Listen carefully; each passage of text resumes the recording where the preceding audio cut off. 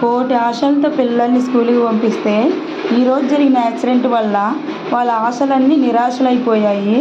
అతి దారుణంగా ఈ యాక్సిడెంట్ అయ్యి 4 మెంబర్స్ పిల్లలు చనిపోయారు. అలాగే కొంతమంది పిల్లల కాళ్ళు కట్ అయిపోయాయి. సో ఇంకా కొంతమంది పిల్లలైతే దారుణంగా గాయపడ్డారు. ఈ పరిస్థితి చూసి పిల్లల్ని స్కూల్కి వ్యాన్లో పంపించాలంటేనే భయమేస్తుంది.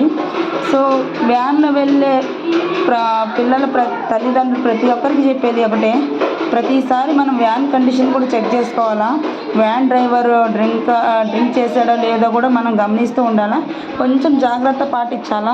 ఇలాంటి సంఘటనలు ఇంకొకసారి జరగకుండా మనము తగిన చర్యలు తీసుకోవాలి. సో దీనికి పూర్తి రెస్పాన్సిబిలిటీ ఎవరిది, గవర్నమెంట్దో ప్రైవేట్దో కూడా అర్థం కావట్లేదు. సో ఇప్పుడు ఆ పిల్లల పరిస్థితి ఏంటి అసలు, ఇలాంటివన్నీ ఇంకా తలుచుకుంటూ చాలా కష్టంగా అనిపిస్తుంది అనమాట.